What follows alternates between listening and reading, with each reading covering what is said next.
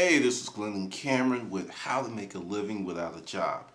But before we jump into it, need to pay some bills, baby. If you want to jump in and get a head start on some of the killer stuff that's coming in September, check out my 2-month Hustler Mindset Special. Tap that bar right there and you'll be golden. All right, one of the biggest questions that I get, when should I incorporate my business? I get that all the time. It's like, and what should I do? Should I do an LLC or should I do an incorporation or should I do a partnership? Well, I have a better question for you.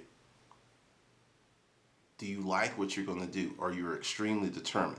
You don't have to be in love with your business or follow your passion to make money, but you have to be exceptionally determined. So if you're exceptionally determined and you know that you're into this business for the long haul, i.e. a minimum of a year or two, go ahead and do an LLC or incorporate depending upon what you do. Here are some tips for knowing when to immediately incorporate. If you have a partner and you two are about to put in money into this business together, go ahead and do an LLC and write out what I call partnership rules. Clearly spell out who does what, who gets what. Do all of this before you even really get started, because once the business starts and the heat of the battle is going on, things can get a little fuzzy, they can get a little unclear, and people can get pissed off. So go ahead and write that up and clearly leave nothing out. I mean nothing. If someone is going to be in charge of moving the dog around, put that in the agreement.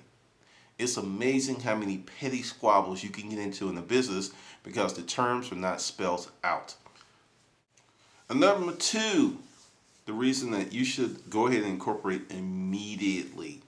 If you are doing something that has exposure to the public. When we were selling stuff online, we were doing garage sales, we didn't incorporate. When we got the warehouse, we incorporated. When we started getting trucks and stuff, we incorporated. So when you start building your business to the point where you have a lot more exposure, go ahead and incorporate. Also, if you're doing B2B, business to business, many businesses do not want to write a check out to Hootie Who, or they actually loathe going into their petty cash to pay you because you don't have a corporate entity. And a lot of companies do not like writing checks out to the business owner in his first name. They just don't. Just don't like it. So that's another reason. If you're going to be doing business and you are going to be getting paid from other companies by check, credit card, whatever, you will need to incorporate. It'll give you that more professional image. Now let's talk about something else. For those of you who don't have those requirements and you're going to do a business and you're just like, should I incorporate? And why should I incorporate? Because you always hear, if you start a business, you should incorporate to protect your assets. And this is a litmus test.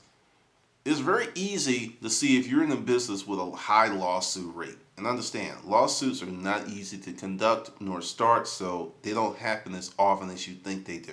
Now think about this. You have a business idea and you are not really 100% certain that you want to do this ideal.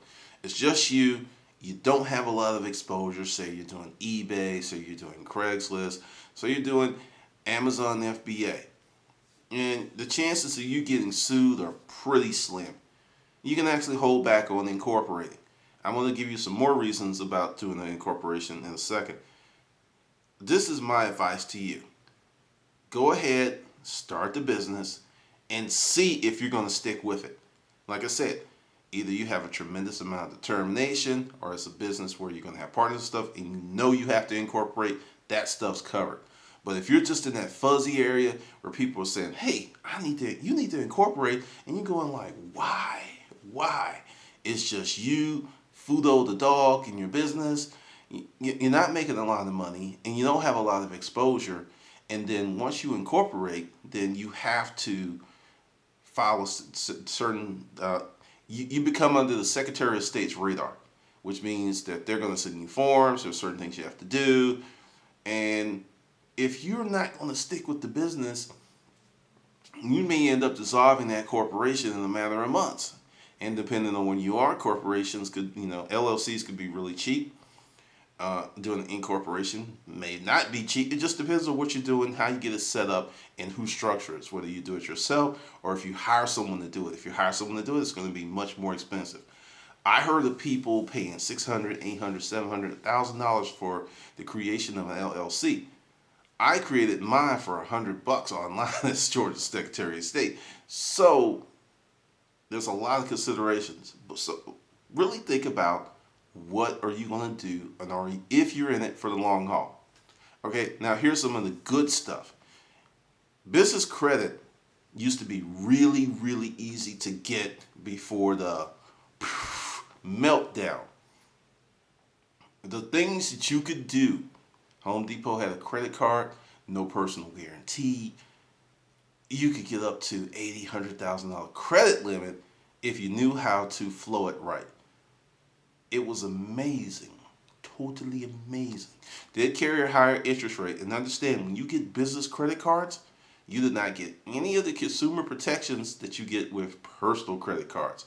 So if you get it, it could be just for grooming your corporate presence, your corporate credit, because the corporation now typically has to be 2 years old, LLC, corporation, whatever, before you're going to get the good stuff in terms of business credit.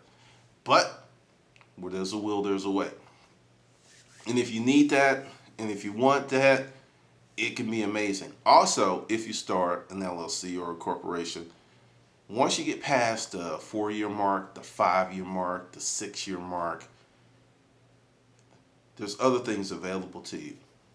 So that's just some other stuff. But incorporating your business isn't this mythical, magical thing. It's just a matter of, what are you going to do? It all starts with you. What are you going to do, and how long you're going to run this business, and do you even need to incorporate?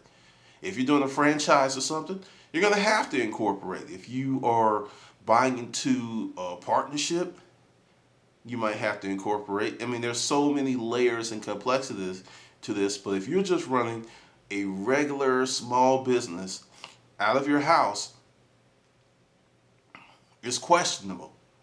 It's all about how much exposure that your business has to getting sued. That's the big protection. And on that, if you don't set it up right, called piercing the corporate veil, it doesn't matter if you're incorporated. If you don't set it up right, like going back to business credit, if you get some of the business credit options available to you and you sign a personal guarantee, there is no protection anymore. So you really have to understand what's really going on. So hopefully that helped you. If you have any comments or questions, leave them below and we can talk about it. All right, this is Glendon Cameron, and I'll see you on the good side.